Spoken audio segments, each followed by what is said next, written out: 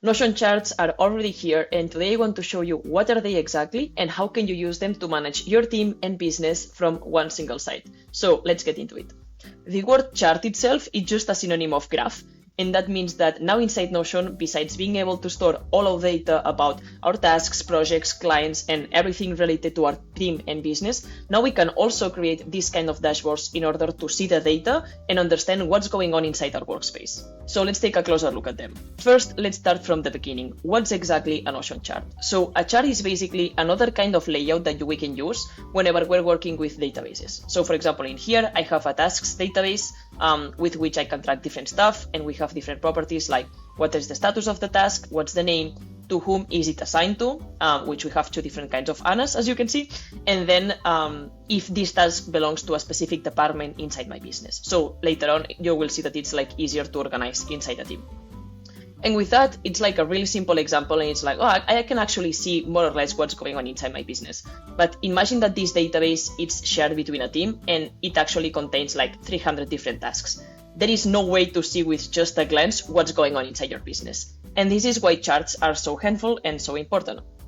Because with them, we can just show the data that is stored inside the database in many different ways, depending on what do we prefer to see from the data that we're currently storing. So for example, a very typical use case whenever you're working with tasks, for example, is to see the workload of each one of your employees or the members of your team. So in here we have ANA number 1 and ANA number 2, and you can see for each one of them how many tasks do they have assigned from this specific database, and you can also see from all the specific tasks in which status are most of them. And this comes in really helpful because if, for example, you're working with a team of 2 or 3 people, maybe it's just easy to just coordinate between the 3 of you and just talk pretty quickly in Slack. But if you're working with a team with more than 10 people, I would say, then you really need to get some charts and see what's the workload inside your team and what's going on to make sure that everything is all right. So how can we create these specific charts? It's actually super simple. As you will see, imagine that we are starting with this as the original database. It's the same one that we have in here.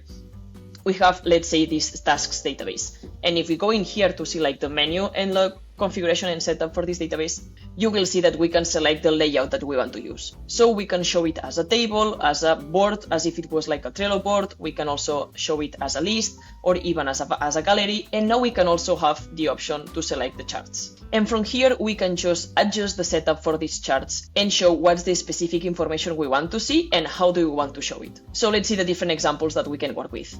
Here are the 4 different structures that we can use and select whenever we're using Notion charts. The first one is this circle, which for me works the best whenever you want to show the total amount of something and then organize it and show the percentage of the different status. So for example, we can use it to show the total amount of tasks or projects or current clients and then see the status of each one of them. In this case, you can see that it's like we currently have 4 different projects. 2 of them are not even started, 1 is already finished, and 1 is in progress. So if, for example, you have a whole team and you're the CEO, at least you can see what's going on inside your business. Then we have 2 similar ones, which are the bars. And for them, we have the vertical lines in here and then the horizontal bars in there. They are pretty similar, but I suggest to combine them in the same dashboard, so then it's easier to differentiate what information are you showing inside each individual one. So for example, on the vertical, using the vertical lines, we can show the workload. So as I was saying before, in here you can show for each one of the members of your team that are currently working inside the same workspace, you can show, as an example, how many tasks do they have assigned, and what are the individual status of each one of the tasks. So for example, if I receive a new project or a new client and I want to see to which specific team member can I assign it to work on the following week, I can see that Anna, for example, Anna is working with 14 tasks right now, and she has an amount of tasks that she hasn't even started, so she's close to burnout. But then Anna Couchard, on the other hand, she only has 4 tasks, and one of them is already completed, and she just needs to start like 2 of them, and another one is in progress. So she has more margin to like have more time to work with. So I'm gonna probably send this specific project or client to her. Then moving on, we have the horizontal bars. So it's easier to see for the high risk or high priority tasks how many are they, in which specific projects are they, or even the status that they are organized with. So you make sure that you are not leaving any specific or urgent tasks that it's still not completed. And then the last one is the line chart, I think it's called. I personally don't use it a lot. I think this one works better whenever you have tons of amounts of data for like a whole year or a whole month, like just to manage your finances, or if you're keeping a daily log of somehow. So in here, for example, we can show for each one of the different departments that we have in the business, how many tasks do they have, to see again a little bit the workload that they have, but instead of divided by the individual users, just to see it by team. And these are just examples, but the powerful part in here is to think about, from all the information that you're currently storing inside your Notion workspace, what do you need to see? Like, what do you care about the most? Do you want to see what's pending? Do you want to see if there are any invoices that have forgotten to be sent? Do you want to see your sales pipeline in order to see how many leads are about to convert as a client? Think about what do you need the most, and then we can bring it in your dashboard. And also for each one of these charts, you can actually set them up with like more precision and decide what specific information you want to see in there. So if we take the workload, for example, with the vertical lines, you will see that as soon as we select this layout, so we can select the layout as a table, as we were saying before, the next step is to select it as a chart. And then we just go to edit chart, and in here we can select all the specifics that we want for this information. So first of all, we can select if we want a vertical bars, the horizontal, the line ones, and then the donut or slash circle. In this case, we're gonna select the vertical bars to create the workload. And then you can start deciding, so of course, depending on what specific kind of chart, like the settings are gonna change, but just to start with the simplest, we're gonna decide, all right, what do we want to see on the x-axis and what do we want to see on the y-axis? So here on the bottom, I want to see the property, who is it assigned to? So we click in here, we see all the properties and we select the one that we prefer. Then you can also sort it by like anything specific if you want to, or you can like just rearrange your like team members or something like that. You will also see that it automatically appears a category to show if there are any tasks that have like no owner. And this actually comes in very handy if we move in here, because this allows you to see, imagine that in your business you currently have like 100 tasks, but 25 of them have no owner. It's like also very important to see for all the information that's moving inside your workspace, if there's anything that just got lost and has no owner, so like no one's taking care of it. So that's actually quite useful. And then we move on and decide what do we want to see on the y-axis. So in this case, we just want to count the total amount of tasks that each one of the individuals and assigned to have. And then we want to group them in here. We can choose. So for example, right now they're grouped by the status, but the option of the status, but we can also group them, for example, by department.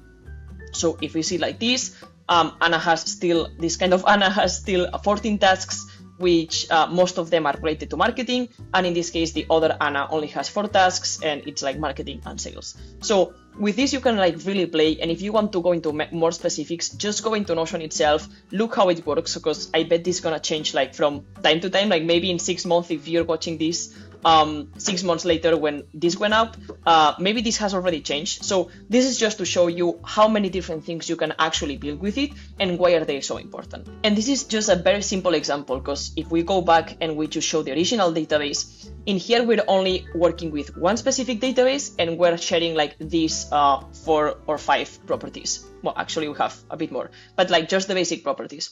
But if with one database that you're currently working with, you can also like, you already work with formulas, you can also use these formulas in order to create like more accurate and more specific graphs. As in, for example, just become to automatically classify your clients depending on the revenue that they bring, or the leads depending on how many days you've been working with. So like they belong to like one specific category. You can do many different things. So as I always say, every business has its own specific way of working, so you can really play around, create your specific formulas, and then use those formulas in order to create better charts so you understand what's going on inside your workspace and you just can't sleep at night. And the best part about Notion charts, in my opinion, it's not only that like you have so much flexibility in order to create and to work with, but it's not mandatory to have like the database and the Notion chart stored in the same place. So for example, with the example that I shared at the beginning, in here we have the database and in the same page we have the chart, just to show you the example.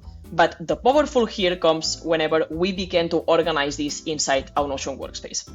So if we take a closer look at the sidebar in here, you will see that this is like a Teams workspace with a plus version, so it's supposed to be working with a team. And then we have different Teamspaces. So we have a homepage whenever we share like the wiki across everyone inside our business, and we have like the shared databases. So we have tasks, projects, meeting notes, clients, and like the specific dashboards. Then we have different Teamspaces for the different departments. We have marketing, sales, and the developers. But then we also have the CEO, or like the heads, or C-level, or however you want to call it. So then like every person inside the business and inside the team can work on their specific dashboards. So for example, if I work in marketing, I just need to take care of my specific dashboard to manage my tasks, but I just need to care about the marketing dashboard. If I'm in sales, for example, I just need to care about the sales dashboard. But if I'm the CEO, I get no information just by going to all the individual dashboards. I just want to see this huge dashboard of what's going on inside my business. So for that, that's where the charts are more powerful. So you can just store all the information in the databases in the shared and common Teamspace, but then create this CEO dashboard to show all the specific charts that the CEO or the C-level people team need to see the most. And just create all these individual and specific graphics in order to see what's going on inside the business, what's going on inside each one of the teams, how's the productivity going, if there's any team that needs any extra help with anything. And you can just not control, but like have everything and all the information organized in one single place. So I hope this was helpful and you understood why Notion charts are so important and how can you get started with them. But then as soon as you start using your databases and creating them, I bet you will have 100 questions because every business and everyone like has a specific way of working. So if you want me to take a closer look at your specific case, feel free to book a quick free discovery call with me. I will leave the link in the description below so we can meet. You can share anything that you're struggling with. You can share your screen and just explain what are you going through. And then I can give you my honest advice and share you and tell you how can you move forward and how you can build this quick setup. Thank you so much for making it this far, and I will see you in the next one.